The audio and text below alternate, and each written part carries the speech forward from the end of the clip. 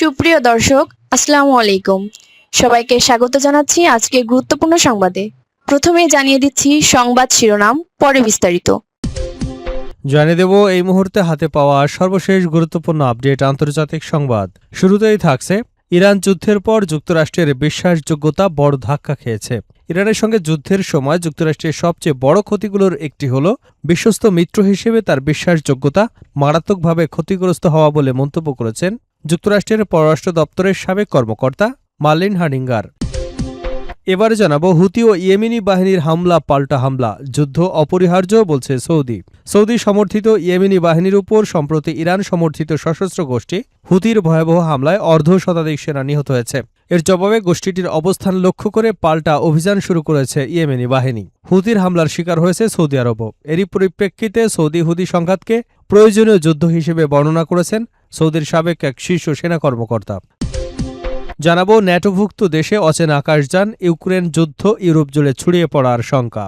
কয়েক সপ্তাহের মধ্যেই ন্যাটো জোটের কোনো সদস্য দেশে রাশিয়া হামলা চালাতে পারে বলে মার্কিন গোয়েন্দাদের আশঙ্কার মধ্যেই ইউরোপের আকাশসীমায় একের পর এক অজ্ঞাত ড্রোন শনাক্ত হওয়ার ঘটনা ঘটছে।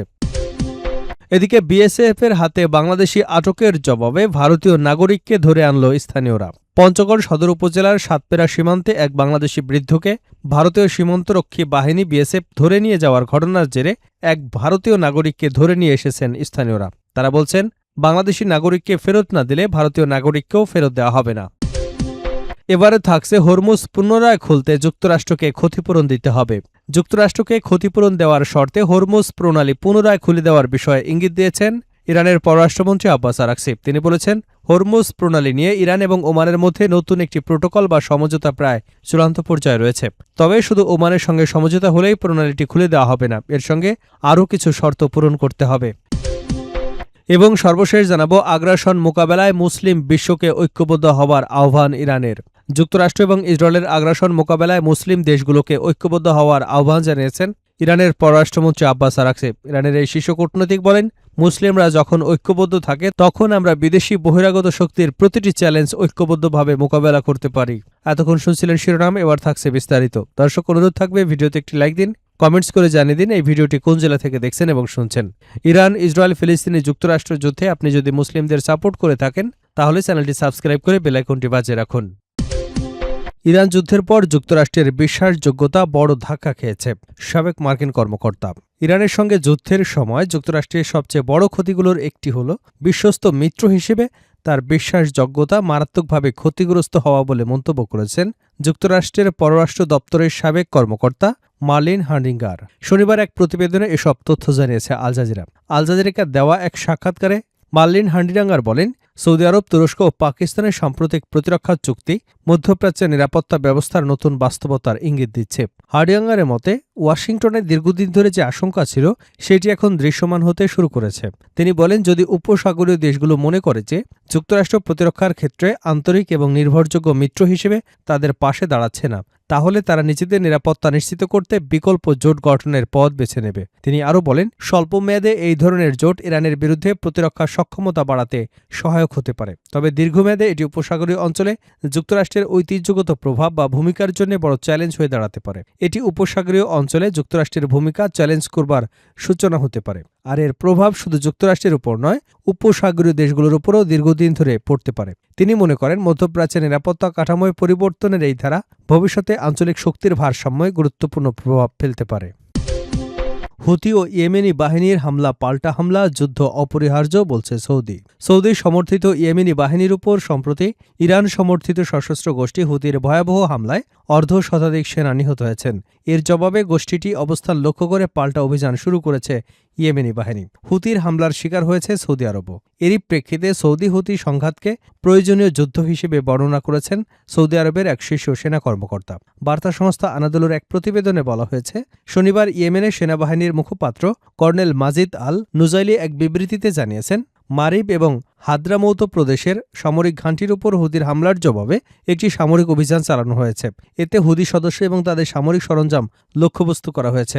তাদের বিরুদ্ধে হামলা অব্যাহত থাকলে ইয়েমেনি বাহিনী বিনা দ্বিধায় আবারও পাল্টা জবাব দেবে বলে জানান তিনি। হুদি গোষ্ঠীকে দায়ী করে নুজাইলি বলেন, তারা ইয়েমেনকে আঞ্চলিক সংঘাতের দিকে ঠেলে দিচ্ছে, ইয়েমেনের অর্থনীতিকে ধ্বংস করেছে এবং সাম্প্রদায়িকতা ছড়িয়ে দিচ্ছে। জুলাইয়ের শুরু থেকে ইয়েমেনের সরকারি বাহিনী এবং হুতিদের মধ্যে বিভিন্ন ফ্রন্টে লড়াই চলছে। 2 ন্যাটোভুক্ত দেশে অচেনা আকাশযান, ইউক্রেন যুদ্ধ ইউরোপ জুড়ে ছড়িয়ে পড়ার শঙ্কা। বুলগেরিয়ার প্রধানমন্ত্রী রুমেন রাদেভ জানান, রোমানিয়া সীমান্ত এবং তুরস্ক থেকে ইউক্রেন পর্যন্ত বিস্তৃত ট্রান্স বালকান গ্যাস পাইপলাইনের কাছে ড্রোনটি বিস্ফোরিত হয়। প্রকাশিত এক ভিডিও বার্তায় রাদেভ বলেন, রোমানিয়ার সঙ্গে কারদাম সীমান্ত চৌকির খুব কাছেই ড্রোনটির বিস্ফোরণ ঘটে। পাইপলাইনের একটি কম্প্রেসার স্টেশন থেকে ঘটনাস্থলটি প্রায় 1 কিলোমিটার দূরে অবস্থিত, তবে এতে কোনো হতাহতের ঘটনা ঘটেনি। অন্যদিকে জার্মান সশস্ত্র বাহিনীর এক মুখপাত্র জানান, বৃহস্পতিবার রাত 10টার দিকে উত্তর রাইন ওয়েস্টফালিয়া রাজ্যের মেখেরনিকে একটি সামরিক ঘাঁটির কাছে 2টি ড্রোন দেখা যায়। এলাকাটি বেলজিয়াম সীমান্ত থেকে মাত্র 35 কিলোমিটার দূরে। ঘটনার পর সেখানে সামরিক সদস্যদের মোতায়েন করা হয়েছে। জার্মান পুলিশও বিষয়টি তদন্ত করছে বলে জানিয়েছে ওই মুখপাত্র। জার্মান সংবাদ মাধ্যমগুলোর প্রতিবেদনে বলা হয়েছে, মেখেরনিকের ওই সামরিক স্থাপনায় সামরিক সরঞ্জাম এবং যন্ত্রাংশ রাখার জন্য উচ্চ নিরাপত্তা ভূগর্ভস্থ গুদাম রয়েছে।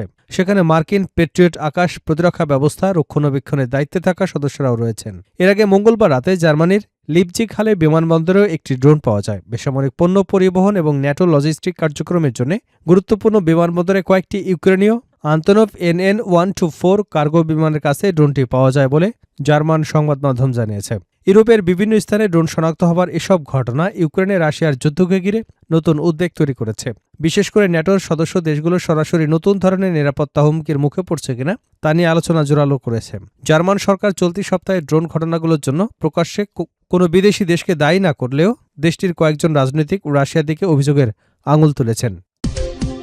বিএসএফের হাতে বাংলাদেশি আটকের জবাবে ভারতীয় নাগরিককে ধরে আনল স্থানীয়রা। পঞ্চগড় সদর উপজেলার সাতমেরা সীমান্তে এক বাংলাদেশি বৃদ্ধকে ভারতীয় সীমান্তরক্ষী বাহিনী বিএসএফ ধরে নিয়ে যাবার ঘটনার জেরে এক ভারতীয় নাগরিককে ধরে নিয়ে এনেছেন স্থানীয়রা। বাংলাদেশি নাগরিকদের ফেরত না দিলে ভারতীয় নাগরিককেও ছেড়ে দেওয়া হবে না, এমন দাবি করছেন স্থানীয়রা। এই ঘটনায় এলাকায় উত্তেজনা বিরাজ করছে। এরপরই পতাকা বৈঠকের আহ্বান জানিয়েছে বিজিবি। শনিবার সকালে কাঁটাতারের বেড়া পার হয়ে বাংলাদেশ অংশে প্রবেশ করলে ভারতীয় নাগরিক দীপঙ্কর গোপকে ধরে বিরাজত এলাকায় নিয়ে আসেন স্থানীয়রা। দীপঙ্কর গোপ ভারতের জলপাইগুড়ি জেলার রাজগঞ্জ থানার চাউলহাটি তসনপাড়া এলাকার মিষ্টিলাল গোপের ছেলে বলে জানা গেছে। স্থানীয়রা জানান, শনিবার সকালে দীপঙ্কর গোপ কাঁটাতারের বেড়ার ওপাশে একটি চা বাগানে কাজ করতে আসেন। এক পর্যায়ে তিনি বাংলাদেশের অংশে প্রবেশ করলে স্থানীয়রা তাকে ধরে বিরাজত এলাকায় নিয়ে আসেন। বর্তমানে তিনি বিজিবি ও পুলিশ স্থানীয়দের হেফাজতে রয়েছে।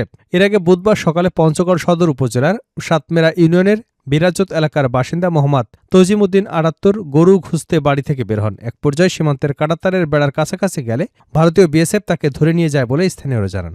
স্থানীয়দের ভাষ্য, তমিজউদ্দিন একজন বয়স্ক ব্যক্তি। তিনি কানে কম শোনেন এবং ঠিকমতো হাঁটতেও পারেন না। গরু খুঁজতে গিয়ে সীমান্তের কাঁটাতারের কাছাকাছি চলে যাবার পর বিএসএফ তাকে ধরে নিয়ে যায় বলে জানান তারা। তমিজউদ্দিনের ছেলে আজহার বলেন, আমার বাবা কিছুই করেনি, গরু খুঁজতে গেছেন। আমার বাবা বয়স্ক লোক, কানে শুনতে পায় না, চলতেও পারে না, কিভাবে কি হয়েছে কিছুই জানি না। আমার বাবাকে ফেরত চাই। যদি তারা আমার বাবাকে ফেরত না দেয়, ভারতীয় সেই লোককেও ফেরত যেন না দেওয়া হয়। আমার বাবাকে ফিরিয়ে দিলে আমরা এই লোকটাকে ফেরত দেব। এ বিষয়ে বিজেপির পক্ষ থেকে আনুষ্ঠানিক কোনো বক্তব্য পাওয়া যায়নি। তবে তমিজউদ্দিন ফেরত আনা এবং ভারতীয় নাগরিক দীপঙ্কর গোপের বিষয়ে বিজেপি ও বিএসএফের মধ্যে পতাকা বৈঠক হবার কথা রয়েছে বলে একটি সূত্র নিশ্চিত করেছে।